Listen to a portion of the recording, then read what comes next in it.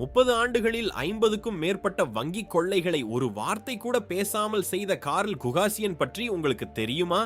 அமைதியான கொள்ளைக்காரன் என்று அழைக்கப்பட்ட இவர் ஒரு முன்னாள் இராணுவ வீரர், கணிதவியலாளரும் கூட. அவர் வங்கிகளின் பாதுகாப்பு அமைப்புகளை விரிவாக ஆய்வு செய்தார். கணித நிகழ்தகவு மாதிரிகளின் அடிப்படையில் இலக்குகளை தேர்வு செய்தார். ஒவ்வொரு கொள்ளையையும் இராணுவ நடவடிக்கையாக திட்டமிட்டார். நீர் வடிகால்கள் மற்றும் காடுகள் வழியாக தப்பிக்கும் வழிகளை உருவாக்கினார். போலி தாடிகள் மற்றும் நாடக ஒப்பனைகளால் தனது தோற்றத்தை மாற்றிக்கொண்டார். பென்சில்வேனியா முழுவதும் ஆயுதங்களையும் பொருட்களையும் மறைத்து வைத்தார். ஆனால் ஒரு முகமூடியில் இருந்த DNA சான்று அவரது வீழ்ச்சிக்கு காரணமாயிற்று. கைது செய்யப்பட்ட போது 30 ஆண்டுகளின் குற்றச் செயல்பாடுகளை விவரிக்கும் அவரது நாட்குறிப்புகள் கண்டுபிடிக்கப்பட்டன. வரைபடங்கள், நேர அட்டவணைகள், பாதுகாப்பு மதிப்பீடுகள் அனைத்தும் அதில் இருந்தன.